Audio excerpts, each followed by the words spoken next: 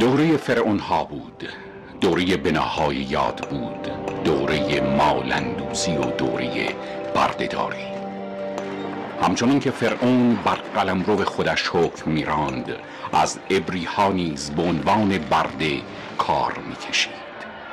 بعد از مدتی آنقدر تعداد برده ها زیاد شد که فرعون از جماعت آنها ترسید.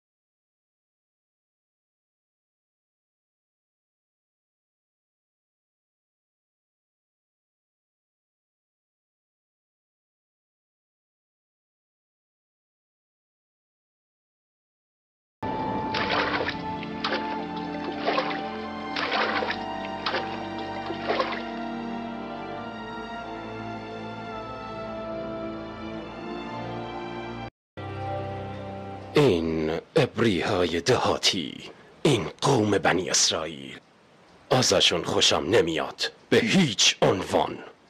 به هیچ عنوان. آدمای افتضاحی اصلا شبیه ما نیستن. عده‌شون خیلی زیاد شده، میتونن یه لشکر درست کنن و ما رو سرنگون کنن. شاید الان وقتشه که یکم از این گله کم کنیم. حکم میکنم ازشون بیشتر کار بکشید، کار سخت. اونقدر کار کنن تا همشون بمیرن. کاتب حکم جدید صادر شده. زود باشید، کار کنید دیگه.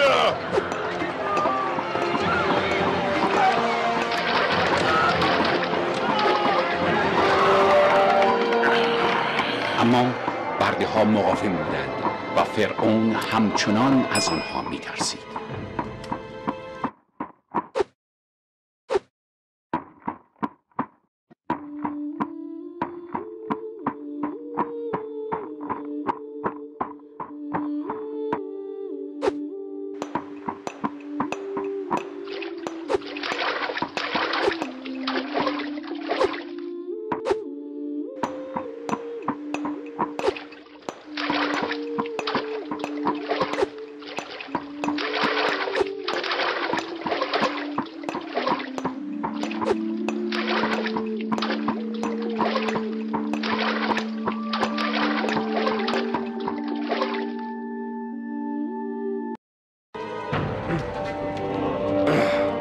بازم تعدادشون بیشتر شده، ازشون کار بکشید. من ارادشون رو خورد میکنم، قلبشون رو خورد میکنم، اونا رو همونطور که خدای آفتاب بهم گفته بود له میکنم.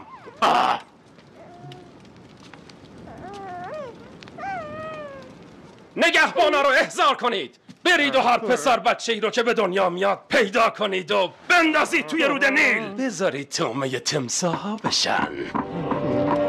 این برده ها باید بفهمن فرعون کیه، بفهمن خداشون کیه، باید از من بترسن، باید منو بپرستن، فرعون جاویدان رو.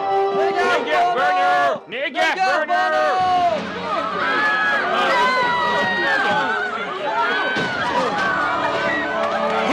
خدا رحم کن، بچه‌مو نبر، خواهش میکنم. این دستور فرعونه.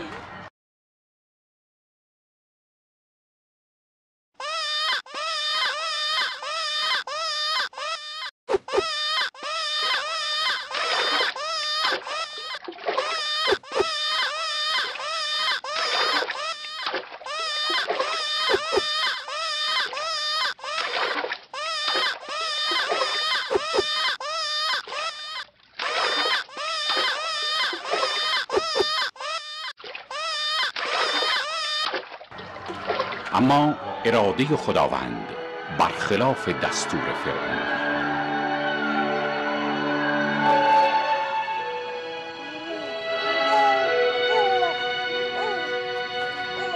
یوکابد همسر عمران پسری به دنیا آورد. او اجازه نمیداد پسرش را بکشد. پسر من زنده میمونه. ما 3 ماهه که اونو پنهان کردیم. نمیدونم تا کی میتونیم به این کار ادامه بدیم. ما براش یه سبد درست کردیم، مگه نه مریم؟ یه سبد خوب که میتونه روی آب وایسته. اینهاش. آفرین هارون، تو خیلی کمک کردی. حالا میتونه فرار کنه و از دست فرعون راحت شه. باز کنید! مریم، هارون، برادرتون رو قایم کنین، زود باشین بریم. اگه به خاطر سر و صدای زنم اومدی میتونم براتون توضیح بدم. نه مهم نیست.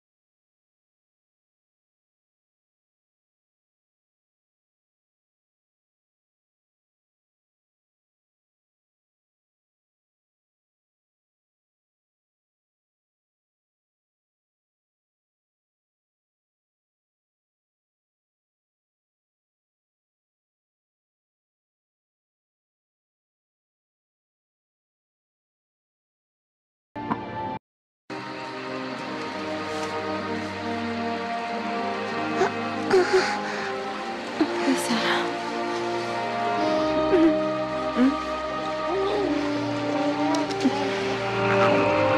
خداوند راهنمای تو خواهد بود پسرم.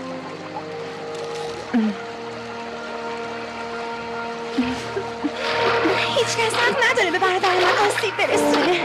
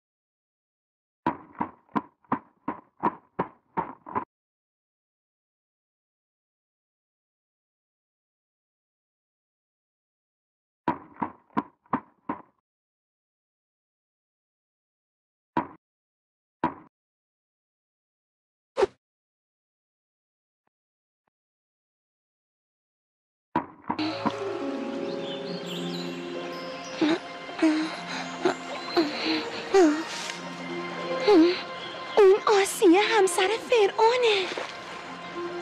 اون سبدو برام بیارید. مگه من ماهی هستم؟ راست میگی، خودت بیا بیارش.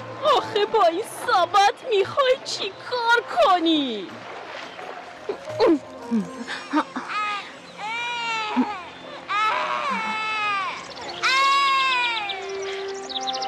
این بچه از نژاد عبری هاست.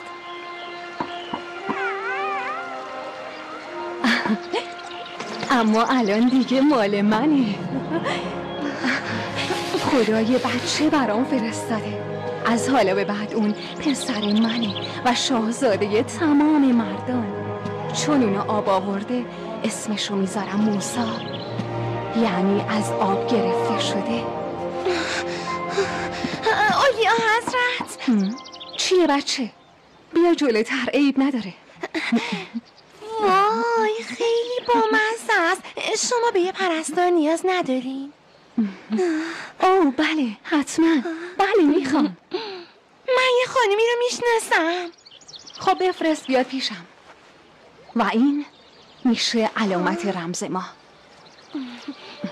سرنوشت چیزای بزرگی رو سر راهت خواهد گذاشت موسی. از ته قلبم حسش میکنم. پسر من.